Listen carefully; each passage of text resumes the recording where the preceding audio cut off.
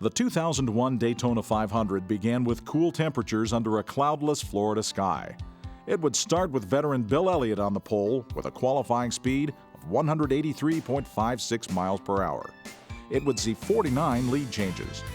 It would end with a stunning victory and a final lap burned into the minds of Daytona 500 fans for years to come. And we'll ride with the pole sitter Bill Elliott in our Dodge onboard camera. Pace vehicle is in. The 43rd annual Daytona 500 is set to get underway. Terry Bradshaw waves the green flag. We're racing. They're not wasting time. They're 3 wide, 4 wide down the back straightaway. Bill Elliott fell back early to start the fast and furious lead changes. Sterling Marlin to lead lap 2. We have every reasonable hope of a record number of lead changes for this race today. Challenge up front. New leader, Dale Earnhardt Jr. 3 abreast. Elliott caught in the middle now. Marlin fights his way back to the front. Earnhardt is leaving that high line around. Mike Skinner right behind him. And then rookie Andy Houston. And Sterling Marlin's back out front again, guys. Sterling Marlin held the lead until lap 26 when number 3 slipped under to take it away. Look at Earnhardt. Right down to the apron to take the lead. With Jeff Gordon pushing him in the 24 car and Dale Earnhardt Jr. in the red car, the 8 car pushing with him. Darrell, he was down there in the Bermuda Triangle for a while. I'll tell you one thing. I've been out there when there were 2 Earnhardts there, and I've been out there long before now when I thought there was more than 1 Earnhardt on the track. I can tell you that. Earnhardt has now led in 19 of his 23 Daytona 500 starts. With just 38 laps of green flag racing, Earnhardt relinquished the lead to the rookie Mike Skinner. Lead change, Mike Skinner, who won Thursday's qualifying race by 4/1000ths of a second.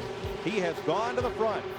7 lead changes in 38 laps. Last year, only 9 lead changes in the whole Daytona 500. Changes by NASCAR indeed delivered more challenging and more exciting racing. A new aerodynamic package. Look from the back of Mike Skinner's car and look at the roof of Jerry Nadeau and see that strip that runs right across the top of the roof. And that's something we didn't have a year ago. But what that's doing, it's poking a bigger hole in there, and that's what's allowing these cars to pull up and make a pass. Also, they have 70 degrees of spore on them versus 45 degrees. Last year, a lot more drag in the car, a lot more downforce. Then under the hood, the plate is a 32nd of an inch bigger than a year ago. That don't sound like much, but that's about 25 to 30 horsepower. At 46 laps, the original 43 cars were still running in the lead draft. Then, the first caution of the day. In the wall, Purvis. I think that's Jeff Purvis who bounced off the wall coming off turn number 4. Caution is out. The caution is out. And I don't think the leader got it. The first 100 miles of the 43rd Daytona 500 ran under green with an average speed of 182.3 miles per hour. On the restart, Ward Burton took the lead. The drivers settled in, building laps and testing each other.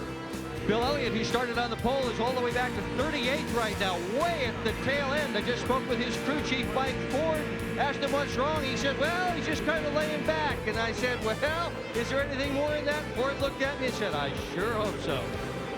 It's last year's winner, Dale Jarrett, this year's pole sitter and 3-time winner, Bill Elliott. They're all hanging out back. Yeah, and I think what they're thinking is they're just going to drag everybody back to their level. If they're not going to run up front, I think everybody's just going to back up to them. I don't know. Tell that to Ward Burton and Dale Earnhardt Jr. as they bring this group around.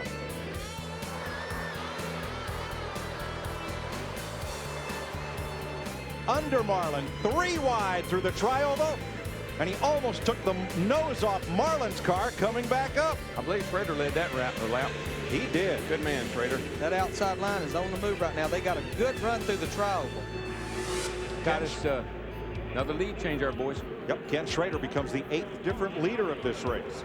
With 100 laps to go, the entire field made green flag pit stops. Wow, this will jumble up the field. Ward Burton continues to lead. Jeff Burton, his brother, one's in a Dodge, one's in a Ford, and here they come to pit road. The Burton brothers lead this charge in. Dale Earnhardt Jr., Jerry Nadeau, Mark Martin, Ricky Craven, Andy Houston, Jeremy Mayfield, Matt Kenseth, and 8 more in the pit. Back to racing, the field continued to jockey for the lead. Jeff Gordon assumes the lead. Earnhardt chomping on his back bumper, cuts to the inside. And Skinner will lead this lap from Earnhardt by about a foot. That's the way it's been all day. With 77 laps to go, 11 drivers had shared the lead. Listen, look at them, 3 by 3 by 3 by 3. Folks, and this is at 123 laps into this race, and it's just like we just started. Aggressive racing and a near record number of lead changes continued. With 28 laps left to run, the tightly packed field got into trouble. Gang, it's the big one. It's what we've all been fearing. This kind of racing is going to happen. A horrible crash on the back straightaway that began when Tony Stewart got turned sideways against the backstretch wall number 20. Jason Leffler all torn up. The defending Cup champion Labonte.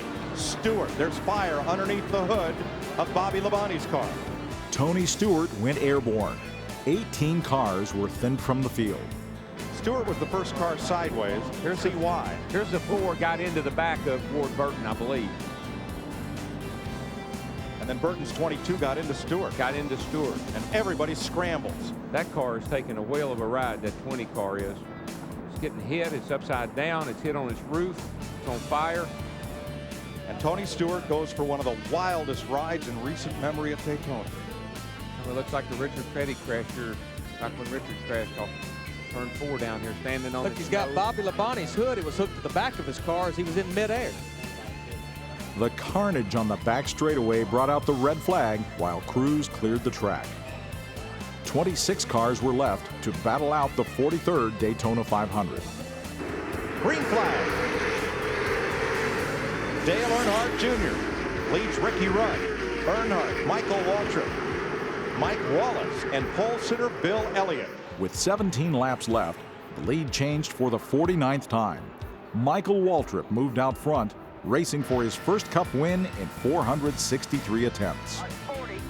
Michael Waltrip leads the Daytona 500. Sterling Marlin in the fastest Dodge, and those 2 Earnhardts are right behind him. And outside pole sitter Stacy Compton, 92, is in that pack as well. And the laps wind down. 10 to go. Waltrip hung on in the final lap with traffic behind him. 3 wide behind them. You got him, Mikey. You got him, man. You got him. You got it. You got it. You got it. You got it. Mikey! All right! Yeah! All right! Michael Waltrip wins. All right! That's a television dream come true. After 463 starts, Michael Waltrip won the dream, the 2001 Daytona 500. He was greeted by a joyous pit crew, all unaware of what unfolded in turn 4. I just can't believe it. It hasn't sunk in yet. I know I would have never won without Dale Jr., so he has to get half the credit. And I know I never would have won without the belief in Dale Jr. or Dale Sr. had for me. Michael never saw the crash behind him as he crossed the finish line.